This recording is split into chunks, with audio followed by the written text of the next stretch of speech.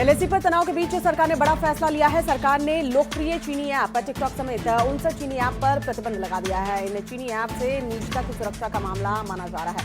Ban हुए app में TikTok, SHAREit, UC Browser, Helo, Like, UC News, NewsDog, WeChat समेत 59 चीनी app को बैन किया गया है।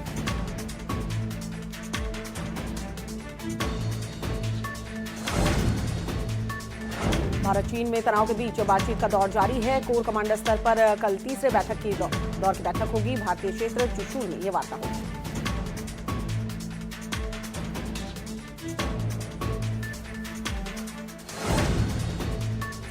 सत्ताईस जुलाई को भारतीय वायुसेना को राफेल लड़ाकू विमान मिलेगा। पहली खेप में 6 राफेल लड़ाकू विमान मिलेंगे। अंबाला एयरबेस पर तैनाती होगी।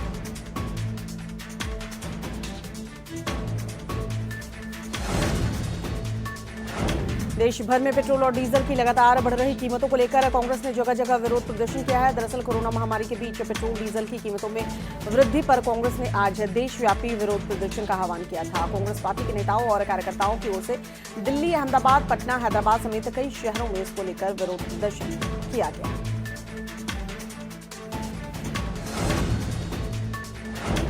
तेल की बढ़ी कीमतों पर सोनिया गांधी ने बयान दिया है। तेल कीमतों में बढ़ोतरी जनता से अन्याय है। तेल के दामों पर सरकार ने एक्साइज ड्यूटी बढ़ा दी है। साथ ही कहा कि सरकार को एक्साइज ड्यूटी वापस लेनी चाहिए।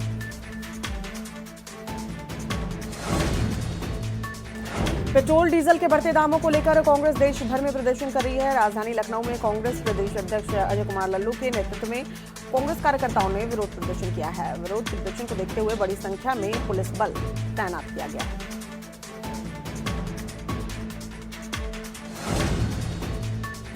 पेट्रोल डीजल के दाम बढ़ने को लेकर वाराणसी में कांग्रेस कार्यकर्ताओं ने विरोध प्रदर्शन किया है। दरअसल कांग्रेस कार्यकर्ताओं ने पूर्व सांसद राजेश मिश्रा के नेतृत्व में शहर के मैदागिन इलाके में पीएमओ को ज्ञापन देने के लिए साइकिल यात्रा निकाली, लेकिन प्रशासन ने धारा 144 का हवाला देते हुए सभी को वापस भेज दिया।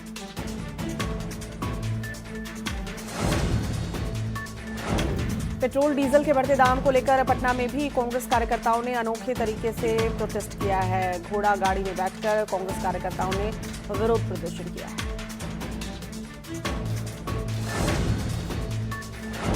पेट्रोल डीजल के दाम बढ़ने से देश भर में कांग्रेस का विरोध प्रदर्शन जारी है। अहमदाबाद में कांग्रेस कार्यकर्ताओं ने सड़क पर उतरकर विरोध प्रदर्शन किया और पेट्रोल डीजल के दाम को कम करने की मांग की।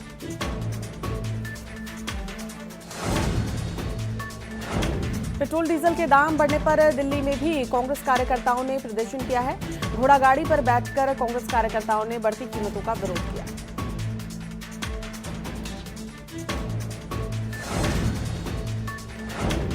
पेट्रोल डीजल की बढ़ती कीमतों को लेकर नोएडा में एसपी कार्यकर्ताओं ने अनोखे तरीके से जमकर प्रदर्शन किया। इस दौरान सैकड़ों की संख्या में एसपी कार्यकर्ताओं ने बैल बुग्गी लेकर सिटी मजिस्ट्रेट ऑफिस तक पहुंचे और सरकार के खिलाफ नारेबाजी की। पेट्रोल डीजल के बढ़ते दामों को लेकर सरकार पर निशाना साधा। सीएम योगी आदित्यनाथ कल बुंदेलखंड के दौरे पर रहेंगे। हर घर नल से जल अभियान योजना का शुभारंभ करेंगे। बुंदेलखंड के हर घर तक पानी पहुंचाने का लक्ष्य है।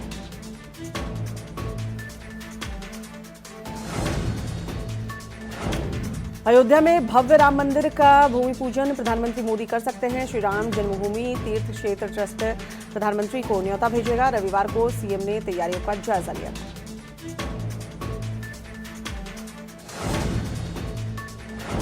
दुनिया में रोजाना कोरोना के आंकड़े लगातार तेजी से बढ़ते जा रहे हैं। दुनिया में कोरोना मरीजों की संख्या 1 करोड़ 2 लाख के पार पहुंच गई है। वहीं इलाज के बाद 55,86,000 से ज्यादा लोग ठीक भी हुए हैं, जबकि कोरोना की वजह से पूरी दुनिया में 5 लाख से ज्यादा लोगों की अब तक मौत हो चुकी है। भारत में 24 घंटे में 19,459 नए केस सामने आए हैं। देश में कोरोना मरीजों की संख्या 5,48,318 पर पहुंच गई है। अब तक 16,475 लोगों की मौत हो चुकी है।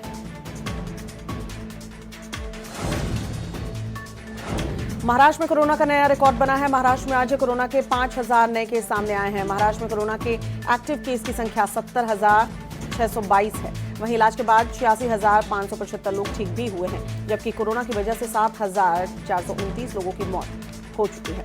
महाराष्ट्र में कोरोना की कुल संख्या 1,64,000 के पार है।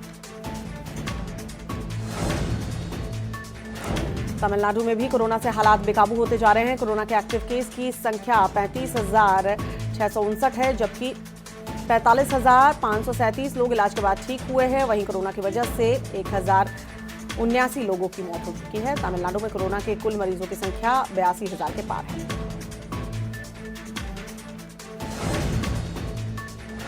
दिल्ली में हर दिन कोरोना की रफ्तार तेज होती जा रही है। दिल्ली में एक्टिव केस की संख्या 27,000 के पार है। वहीं इलाज के बाद 52,607 लोग ठीक भी हुए हैं, जबकि कोरोना की वजह से 2,623 लोगों की मौत हो चुकी है। दिल्ली में कोरोना मरीजों की कुल संख्या 83,000 के पार है।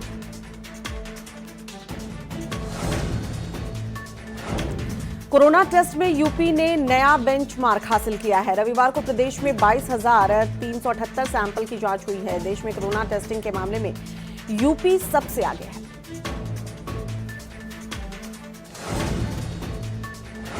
यूपी में 24 घंटे में 685 नए केस सामने आए हैं। यूपी में अब तक कोरोना से 672 लोगों की मौत हो चुकी है। इलाज के बाद 15,506 लोग ठीक भी हुए हैं। यूपी में कोरोना के एक्टिव केस की संख्या 6,650 है। प्रदेश में टेस्टिंग की क्षमता को बढ़ावा दिया जा रहा है।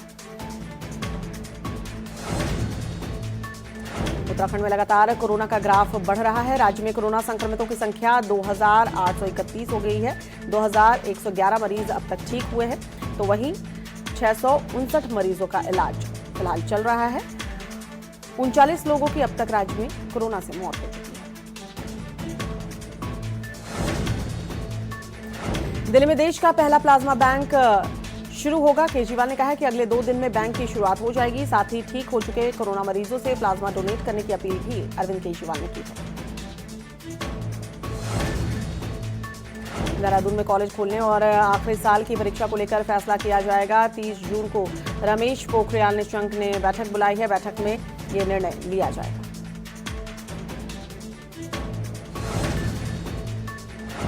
आगरा के डीसी वैदिक इंटर कॉलेज में टीचर ने स्कूल में सुसाइड कर ली। स्कूल के मैदान में टीचर ने खुद को गोली मारकर खुदकुशी कर ली। मौके पर पहुंची पुलिस ने शव को कब्जे में लेकर पोस्टमार्टम के लिए भेजा। बताया जा रहा है कि मृतक शख्स स्कूल परिसर में ही रहता था। बरेली में प्रगति समाजवादी पार्टी ने पेट्रोल डीजल के बढ़े दामों के विरोध में कलेक्ट्रेट पर प्रदर्शन किया है। पेट्रोल डीजल के दामों में वृद्धि को लेकर कार्यकर्ता बैलगाड़ियों से कलेक्ट्रेट पहुंचे और विरोध जताया। इसके साथ ही कार्यकर्ताओं ने अपनी मांगों को लेकर प्रशासन को ज्ञापन भी सौंपा।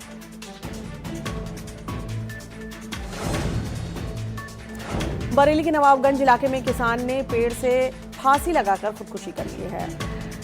इस घटना से किसान के परिवार में सनसनी फैल गई है। परिजनों के अनुसार किसान पर कई लोगों का कर्ज था, तो वही मामले में एसपी ग्रामीण का कहना है गृह कलेश के चलते किसान ने खुदकुशी की। महोबा के सदर कोतवाली इलाके के डीएम आवास से 50 कदम की दूरी पर बीजेपी विधायक के आवास में बदमाश घुसकर ताला तोड़ने की कोशिश कर रहे थे। बदमाशों की यह हरकत सीसीटीवी कैमरे में कैद हो गई। दरअसल विधायक शादी समारोह में शामिल होने के लिए गए हुए थे। वहीं इस मामले में पूर्व सांसद गंगा चरण राजपूत ने पुलिस में तहरीर देकर कार्रवाई की मांग की।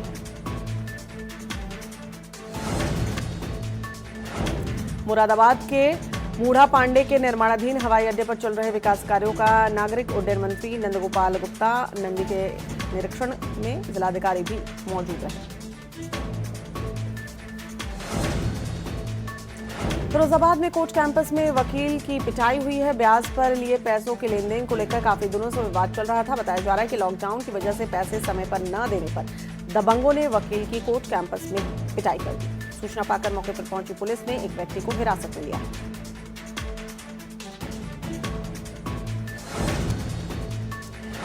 झांसी में लाठी डंडों से कई लड़कों ने युवक की बेरहमी से पिटाई की है। युवक की पिटाई का वीडियो सोशल मीडिया पर वायरल होने लगा है।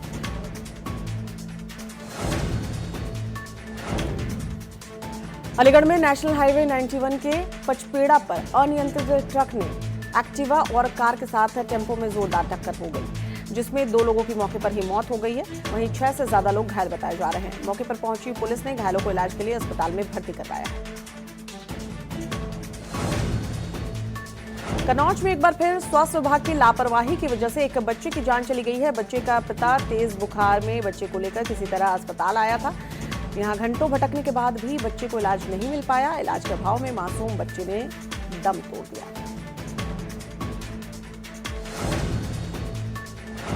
अलीगढ़ में पुलिस ने गाड़ी में भैंस लाद रहे 2 व्यक्तियों को दबोच लिया। 3 आरोपी भागने में सफल रहे। पुलिस ने आरोपियों के कब्जे से 1 गाड़ी, 3 भैंस और 2 भैंसा बरामद किए हैं। 5 पशुओं को आरोपियों ने चोरी किया था। सभी के खिलाफ रिपोर्ट दर्ज कर उन्हें जेल भेजा गया। बलरामपुर के जिला महिला अस्पताल में पूर्वांचल विकास बोर्ड के सलाहकार साकेत मिश्रा ने गर्भवती महिलाओं के अल्ट्रासाउंड की सुविधा के लिए डिजिटल अल्ट्रासाउंड मशीन भेंट की है, जिससे कि प्राइवेट पैथोलॉजी के चक्कर लगाने वाली प्रसूताओं को शारीरिक और आर्थिक तौर पर राहत मिल सकेगी। साकेत मिश्रा ने मशीन भेजने के साथ ही वर्चुअल कॉन्फ्रेंसिंग के जरिए अपर जिलाधिकारी और सीएमओ से बातचीत की।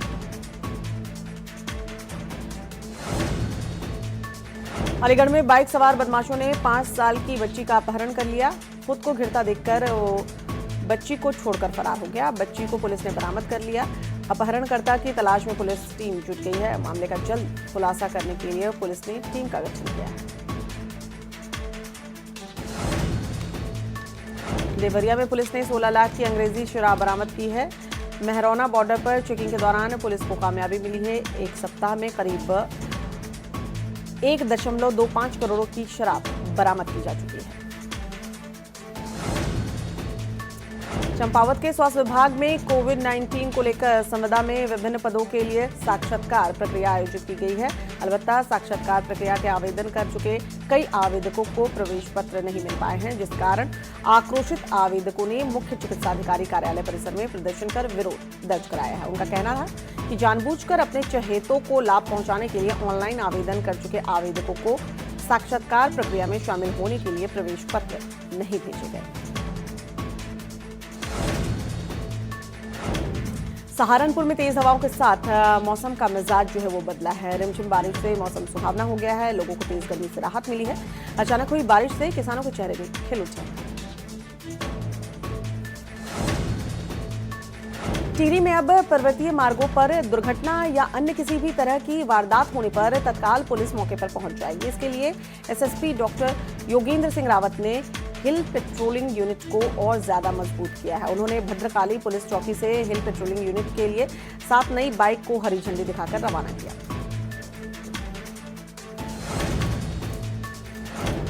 ललितपुर के पूरकला इलाके में तेज रफ्तार ने कहर बरपाया है। तेज गति से भाग रही एक टैक्सी और एक बाइक की आमने सामने जोरदार टक्कर हो गई। इस दुर्घटना में बाइक सवार व्यक्ति की घटनास्थल पर ही मौत हो गई, जबकि एक टैक्सी और 2 बाइक सवार गंभीर रूप से घायल हो गए। सूचना पर पहुंची पुलिस ने मृतक के शव को पोस्टमार्टम के लिए अस्पताल में भेजा है। सभी घायलों को सीएचसी में भर्ती करवाया गया है, जहां सभी का इलाज चल रहा है।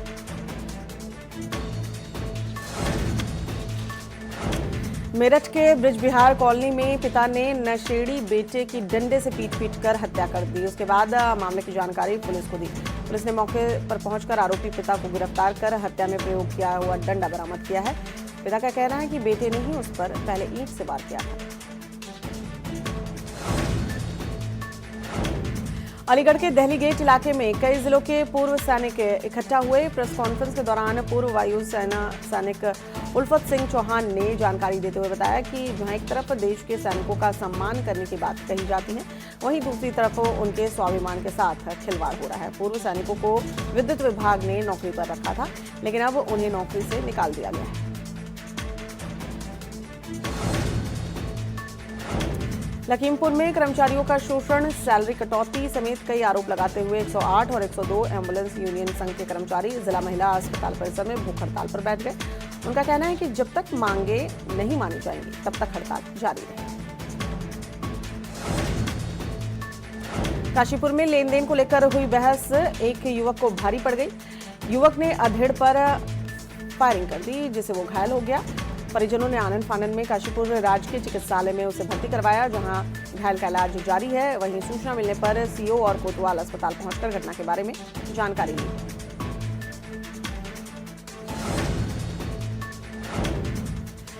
सहारनपुर के नकूड इलाके में युवक का खेत में शव मिलने से इलाके में सनसनी फैल गई। बताया जा रहा है कि मृतक शख्स कल रात से गायब था। मृतक के शरीर पर जलने के निशान मिले हैं। बताया जा रहा है करंट लगने से युवक की मौत हुई है। मौके पर पहुंची पुलिस ने शव को कब्जे में लेकर पोस्टमार्टम के लिए भेजा है। मामले में पुलिस जांच पड़ताल करने में जुटी हुई है।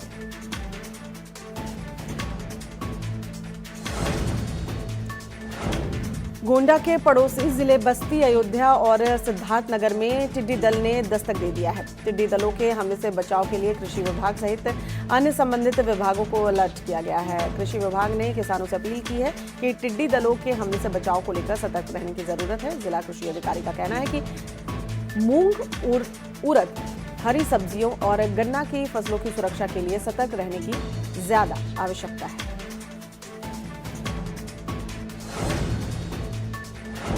पेट्रोल डीजल की बढ़ती कीमतों को लेकर कांग्रेस ने आज देशव्यापी प्रदर्शन किया है। गोंडा में शहर अध्यक्ष के नेतृत्व में कांग्रेस कार्यकर्ताओं ने पेट्रोल डीजल की बढ़ती कीमतों को लेकर विरोध प्रदर्शन किया है। कांग्रेस कार्यकर्ताओं ने कलेक्ट्रेट परिसर में जिलाधिकारी के माध्यम से राष्ट्रपति को ज्ञापन सौंपा।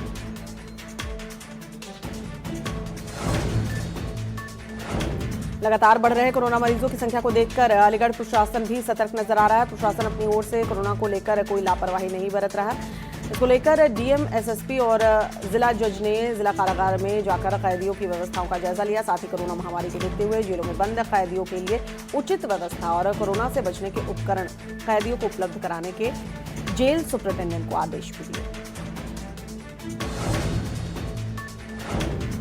बाराबंकी में अलग अलग तरह के आम की पैदावार अच्छी खासी हुई है। बाराबंकी में आम का उत्पादन तकरीबन 1.5 लाख मीट्रिक टन हुआ है, जिसे गोंडा, बहराइच, फैजाबाद, गोरखपुर जैसे मंडियों में बेचा जा रहा है।